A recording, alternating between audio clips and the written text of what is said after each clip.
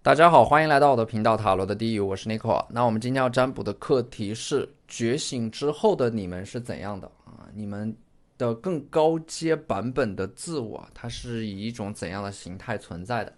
你们又会经历怎样的转变？那在我们面前呢有三组牌，从左到右分别是第一组牌、第二组牌、第三组牌。大家可以根据自己的直觉选择和你们连接最紧密的一组牌。稍后的话我会做出一个解读。那么大家在选牌的过程当中，可以在弹幕上打出领取好运来领取你们的专属好运。好，那我们现在可以开始选牌了。大家好，欢迎来到第一组牌。首先呢，我们抽到的这张星币五啊，这张牌代表的是你们的这种觉醒啊，可能是通过某种形式的分离来完成的。就每个人都会经历一次初始觉醒啊，这种觉醒源自于我们在出生的时候与我们的母体进行的一种分离。那这种分离它会带来一种原初创伤，而这种原初创伤会让我们经历一种痛苦，所以说我们来到这个世界上会哭。这种痛苦的话，它会转化成为一种帮助我们觉醒的力量。当我们经历了这样的一次原初的创伤之后，如果我们还要继续的成长，继续的觉醒啊，我们就需要不断的去经历这样的一种分离的体验。也就是说，在你们的人生当中，除了和母体的这样的一次分离，你们还会经历一次由自我意识所主导的一次分离。当我们想要完成这种觉醒的时候，我们必须在心理层面上和现实层面上去摆脱一种依赖。这种依赖可能是你们依然对于原生家庭有着一种依赖，比如说一部分人可能还在接受着来自于家庭的这样的一种接济，但是这种状态它本身是脆弱的。一旦当你们接受了一种外在力量的帮助的时候，你们就会形成依赖。一旦你们依托的外在力量消失，你们就会陷入到迷茫。所以说，只有你们强迫自己去摆脱这种依赖，然后完全靠自己内生的力量去支撑，完成整个独立的过程，并在此基础之上持续的迭代，才能够让你们真正意义上的完成这种觉醒啊。所以这张牌就告诉你们，不要依赖任何的组织或者说家庭，应该走出去，实现一种独立，按照自己的自由意志拿回自己人生的主导权。而这种分离和独立，它就会带来自由和选择的权利，最终会让你们实现灵魂的觉醒。第二张牌呢是宝剑二啊，这张牌呢，我觉得它意味的是，如果你们想要实现这种灵魂的觉醒，它需要你们克服内心深处的某种恐惧。这种恐惧可能会在你们的梦境或者说潜意识层面反反复复的出现，它可能会来自于一个缺失的童年，或者说亲密关系带来的阴影，某种重大的打击，某个人的离去啊，在成长的过程当中，有着某种难以释怀的求而不得的遗憾。这种重大的创伤会给你们的内心深处埋下某种阴影，会在你们的内心当中有一个难以逃避的痛苦之地，难以解开的心结，难以放下的执念啊，不断的轮回和循环。而当你们内心当中的这种恐惧持续存在的时候，会让你们在即使得到了幸福和快乐的过程当中，你们的内心深处也在不断的暗示自己好像不值得这些美好啊。所以说这种觉醒就是在这个过程当中，你们要看到内心当中的这种恐惧，并且克服掉它，克服掉你们一直以来逃避着的某种课题，并且亲手的把这个课题解决掉。这个时候呢，你们就直面了那种恐惧，并且完成了一种灵魂的觉醒。当你们解决掉这个课题之后啊，解决掉这样的面对了这样的一个恐惧之后，你们被阻塞的、被卡住的内在会重新流动起来。你们不会再去对抗什么，不会再去排斥什么，而是深度的接纳和包容，最后实现一种自我的彻底的和解，能够真正意义上的爱自己、拥抱自己。你们会意识到，如果你们把时间都用来逃避你们不想要的东西的时候，你们可能已经没有时间去追逐自己想要的东西了。那这个时候呢，当你们意识到这一点的时候，你们就不会再逃避，这就是你们觉醒的时刻。如果要加速这种觉醒的话，我觉得你们就是要不断的提醒自己啊，你们值得所有的美好，你们配得上你们想要的生活。那么第三张牌呢，星币二啊，就是说一旦你们经历了这个觉醒之后啊，你们的手上就会出现一把钥匙，你们会打开内心当中的一扇门，重新敞开自己。在经历了这样的一种觉醒之后啊，你们人生的使命和意义也会重新的浮现出来。你们会通过觉醒找到个人能力和天赋的黄金交叉点，你们手上的这把钥匙啊，不仅能够解开你们内心当中某种心结和困惑，也能够帮助别人打开他们的心结。所以说在觉醒之后，你们可能会致力于去分享某种有意义有价值的精神内核，可能会帮助别人去提升他们精神层面的感知力，帮助更多的人去觉醒，找到属于他们的人生钥匙，能够激发别人的一种使命感和意义感。你们会成为一个像导师一般的人物啊，精神和灵魂的疗愈者、咨询师、意见领袖，可能还会涉及到某种文化传播和精神传播。包括这张权杖骑士啊，就是你们觉醒之后会致力于构建自身的影响力，用自己的人格魅力和个人经历来收获到这种影响力啊。你们的嘴中的号，你们手上拿着的这个号角啊，就是你们可能会找到一种工具去扩大你们的影响力，让更多人听到自己的声音，帮助更多人觉醒，帮助迷失的人找到他们的人生使命、意义和方向。在这个过程当中啊，那么我们抽到的这张 Concession 啊，它其实是你们在觉醒之后的话呢，可能会运用一种更为高级的方式去实现自身的成长，那就是以退为进，能够短暂的放下当下的胜负欲啊，不是什么事都事事争先，甚至有些事情你们敢为人后。所以说这张牌我看到的就是觉醒后的你们会彻底的结束一种警惕和压迫的能量状态，并且整个人变得稳定且松弛。当你们穿越了一个混乱和动荡的周期之后，你们的人生会迎来一个长长的上坡路，甚至有的时候你们会学会主动的示弱和后退来实现自己的目标，从而争取到某种更大层面的利益。那么这张 adaptability 啊，你们会拥有一种更为强大的适应力，具体的表现是会拥有很强的学习能力啊，能够触类旁通，举一反三。因为你们整个人的灵魂是松弛的、稳定的，所以说你们对于任何事情都能够抱以一种平常心来看待。这种平常心就是能够把你们内在的天赋和潜力彻底的释放出来。所以说觉醒这个词看似很抽象、很宏大，但是其实真正的觉醒就是拥有一颗平常心，心态永远都会是一种决定性的智慧。那么第三张牌呢， Fortuna 啊，福尔图纳，它是一种灵魂、精神还有物质层面的丰盛。所以说这种觉醒啊，它就意味的是一种身心灵的合一，同样也是一种知行合一。你们会完成一种精神层面、灵魂层面和物质层面的三重丰收，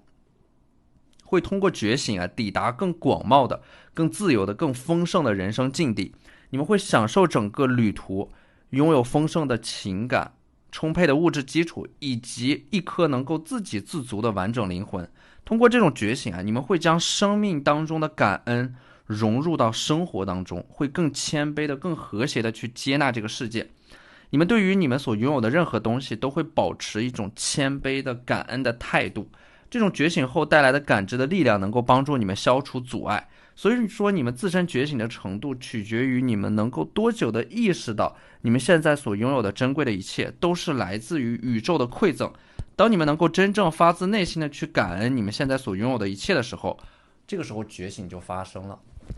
好，那这就是我们这期视频的全部内容了，非常感谢大家的收看。如果你觉得我的视频对你们有帮助的话，可以在我的视频下方留言点赞，或者你们的支持就是我最大的动力。那我们下期视频再见，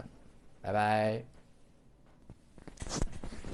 大家好，欢迎来到第二组牌。第二组牌的话，首先我们抽到的这个圣杯二啊，觉得对于你们来说，这种觉醒呢，可能就是你们的身体当中能够容纳得了两种截然相反的力量、观点和自我。你们的身上也缠绕着两种截然相反的能量，就好比是你们在觉醒之后能够做到类似于静若处子，动若脱兔。你们有着两个完整的不同版本的自我可以来回切换，但是却没有一点点的违和感，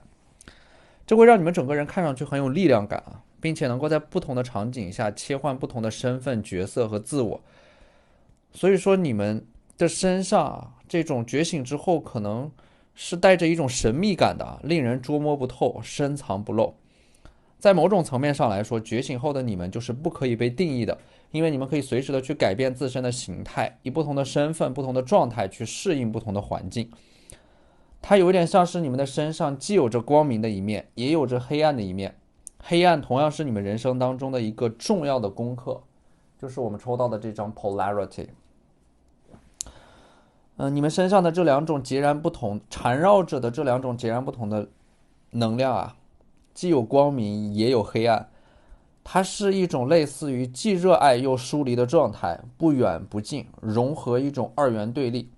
也有一点像是类似于那种阴与阳的中庸之道，黑白相生相克，相辅相成。那么第二张牌呢，宝剑二，宝剑侍卫啊，这张牌我觉得它是你们真正意义上在觉醒之后啊，能够看到自己人生所必须要面对的课题，就是你们拥有一种能够顶着压力迎难而上的勇气与决心，即使有千万人阻挡，你们也会坚定的去执行你们内心当中的那个想法，坚定的走自己的路，有一种我行我素的倔强，但是也有一种纯粹的彻底的理想主义和浪漫主义啊。其实你们的身边人都在慢慢的被腐化被同化，但是你们依然能够保持初心，就是你们清楚的知道自己想要什么，想要去抵达什么地方，这就是觉醒后的状态，无比的清醒，每分每秒都知道自己在做什么，都是发自内心的去做，去追随自己的感受，可以静下心来去做任何事情啊，就像这个星币八一样啊，你们可以完全的把自己投入到一件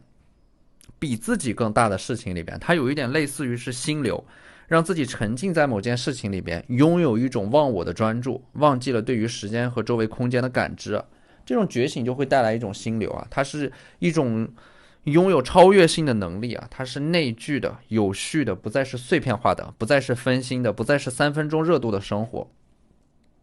这种觉醒呢，我觉得它能够带来一种完整的自洽啊，自我接纳，就是能够平静的活在自己的世界里边，能够有效的去屏蔽掉周遭的一切对你们的干扰和侵犯。这种觉醒它是经历了无数次的自我怀疑啊，但是最终你们会重新爱上自己啊，在无数次崩溃当中慢慢的自愈，最终保持一种清醒的状态，在一个内卷的世界里边能够认清自我，看清生活的真相，依然会选择热爱生活，并且永远保持真诚和善良。并且呢，在这个过程当中啊，你们能够认清楚你们内心当中的这样的一种幽暗啊，就像这张 polarity 一样，你们的身体内是有着一个黑暗版本的自我的，但是你们不会被这种幽暗所利用，你们会通过这种黑暗的力量去保护你们自己和身边的人不受到侵害。就是觉醒之后，我觉得这张 action 它就是一种行动吧，你们会用行动来证明自己，它是一种知行合一的特质，想到什么就会去做，你们会用行动来赋予自己最大的生命力，会给自己的人生确立一个目标，通过这个目标去摆脱生命的牢笼啊，将目标化为一种主动投入的行动。我觉得就是这种行动力啊，在你们觉醒之后所拥有的行动力，它才是一种真正的自信。你们能够拥有足够的勇气去做一些甚至在短期内超出你们能力范围的事情。其实在这个过程当中，你们会面临到阻力、焦虑以及极大的不确定性，但是你们也会发自内心的相信你们是有能力去克服困难才去行动的，最终抵达目标啊！你们在这个过程当中会一次次的超越自我，完成一种自我的沉淀，最后升华。在这样的觉醒之后啊，那么这个 I feel 啊，巨蟹座它带来的是一种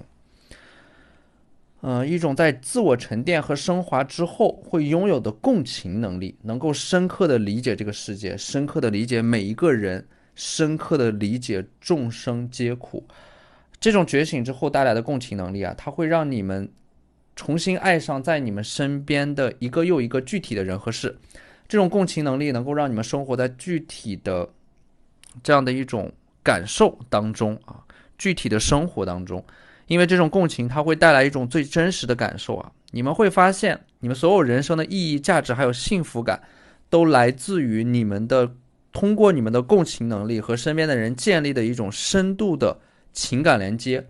所以这种共情它不仅仅是和整个世界共情，它也是你们和内在的那个自我共情。因为生命的整个过程，生命的整个觉醒的过程就是做自己，成为自己。当你们能够和内在的自我共情的时候啊，你们就完成了一种内在的自我和解。所以这种共情啊，它也会带来一种疗愈啊，一种治愈的力量。而这种治愈它会始于看见，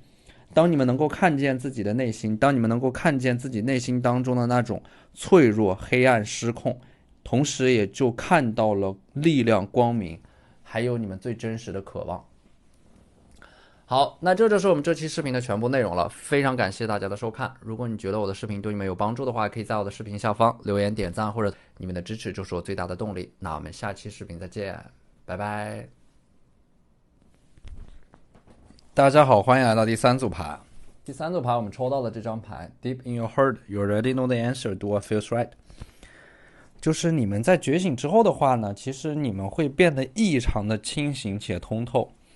能够无比清晰的认知到你们正活在此时此刻，无比清晰的看到你们内心当中的想法和渴望，所以说才会抽到这张牌啊，就是你们内心当中早就已经知道了答案了。这种觉醒呢，可能会让你们变得通透，同时也会变得更加的佛系吧，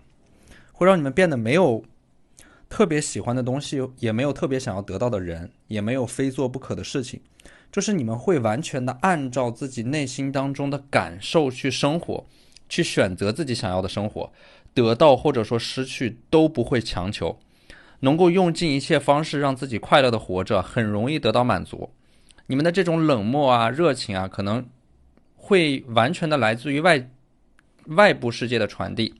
你们又能够像一面镜子一样，把这种接收到的情绪反射出去，能够在完全保持自我的边界的这样的一个前提下和外部世界建立连接。这就是觉醒以后你们的一种状态，能够完美的拿捏好一个进退自如的分寸感。那么我们抽到的这个圣杯二啊，这个圣杯二，其实我看到的是你们在经历了觉醒之后呢，能够重新找回和某个人或者说和某件事情建立一种深度的连接的这么一种能力。你们可能在亲密关系这个课题上面有着某种焦虑或者说恐惧啊，某种回避型依恋的这样的一种人格特质。可能在你没有觉醒之前，你们一直都在下意识的去逃避着某种亲密关系，所以说在这个过程当中啊，你们才能够经历这样的一种觉醒。可能这种觉醒它也是由某个特定的人带给你们的，就是当你们看到他以后，你们才能够真正意义上的通过这个人来找到打开自己的一把钥匙。所以说你们自身觉醒的关键就是遇到这个人啊，他就像是一个灵魂伴侣一般的存在。那么在你们完成觉醒之后呢，我抽到的这张权杖六啊，你们还会变成，或者说你们的身份会发生一个转变，你们会成为一个表演者，站在舞台上去展示自己的才华和人格魅力。我觉得在觉醒之后，你们可能会经历一个性格层面的大的转变，会从封闭的自我转变到一个开放的形态上面。权杖六呢，给我一种精致而又优雅的感觉，可能会从事某种艺术创作类的工作或者说活动，去把你们自身的美好毫无保留的展示出来，从容自信又大方优雅。这种觉醒可能会激活你们身上的那种，激活你们身体内存在着的那个狂野的灵魂，然后你们才能够自然而然的水到渠成的去打开你们自己。所以这张牌也暗示着你们在觉醒之后啊，会找到自己的闪光点，找到自己人生的使命和意义啊，找到你们的核心竞争力。你们会发现潜藏在你们身体里边的那种天赋和特质啊，你们想要自己的那种特质被人看到，会从幕后走到台前，变成一个表达者，一个表演者，或者说一个传播者啊。你们个人世界会变得非常的精彩啊，会享受站在舞台上被肯定、被拥护、被鼓励、被认可的这样的一种感觉。所以说我们抽到的这张 Strength 力量啊，我觉得在你们觉醒之后，你们会经历一个人生的二次发育，或者说类似于身体啊、大脑的这种二次的进化。你们在经历了这样的一种蜕变之后，你们会发现原来你们的身体内有着一股不可战胜的力量啊，它就像雄狮一样，一直都在守护着你们。可能你们能够感受到你们身上有这样的一种守护灵的力量，你们内在的这样的一种守护灵的力量会在觉醒之后被激活，它会让你们自身充满着一种对于未来的希望啊，大破又大立的感觉。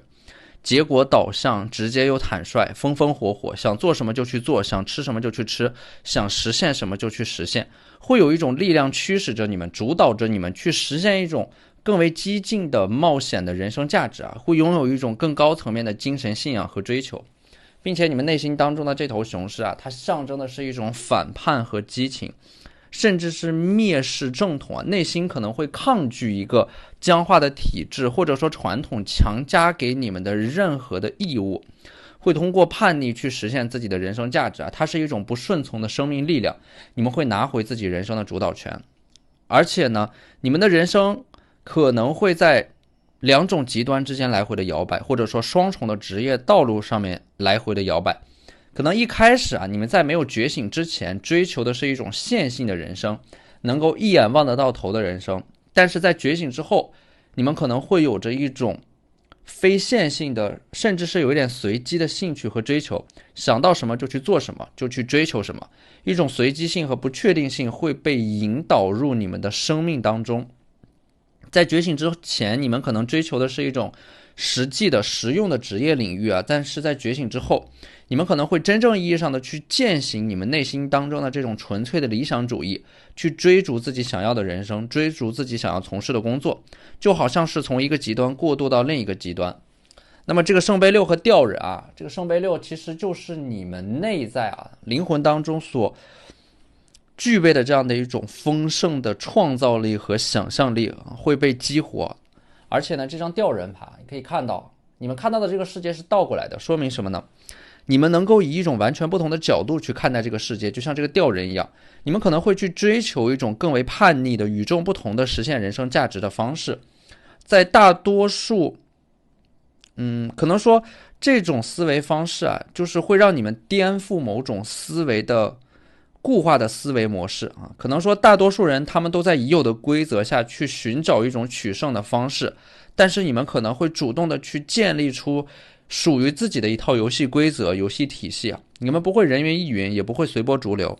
你们会通过身上的这种冒险主义的特质啊，去打造出一个只属于你们自己的一片天地。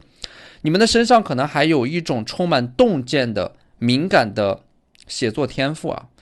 因为你们身上有着一种无与伦比的创造力和想象力啊，你们能够以一种常人无法企及的视角去看待这个世界的运转。所以这组牌你们在